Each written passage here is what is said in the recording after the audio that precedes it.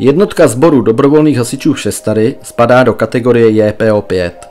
Tvoří 16 aktivních členů a v loňském roce jsme vyjížděli přibližně k 25 událostem.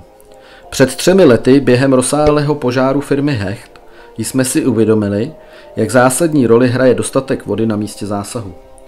Začali jsme proto uvažovat o tom, že bychom se jako jednotka mohli specializovat právě na zřizování čerpacích stanovišť. Tato myšlenka získala podporu hasičského záchranného sboru. Dnes jsme jedinou jednotkou na Říčansku, která je k této specializaci oficiálně předurčená. Je to pro nás výzva, ale také závazek být připraveni, když jde o minuty.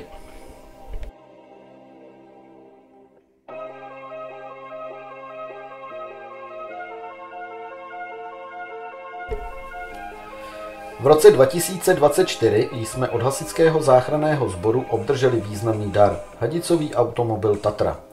Zároveň nám byla zapůjčena 2 čerpadla a další vybavení. Tato čerpadla však svým výkonem neodpovídají požadavkům pro větší zásahy. Proto usilujeme o pořízení přívěsů s velkokapacitním čerpadlem, které splňuje všechny požadované parametry. Bohužel na takové vybavení momentálně neexistuje žádný přímý dotační titul. Rozhodli jsme se proto spustit veřejnou sbírku na donio.cz. Donio nám umožňuje rychle a transparentně oslovit veřejnost i firmy, které chtějí podpořit dobrou věc. Potřebné finance jsou pro nás klíčové. Prosíme vás proto o podporu a sdílení. I malý příspěvek může sehrát velkou roli tam, kde jde o vteřiny a životy. Děkujeme, že stojíte při nás.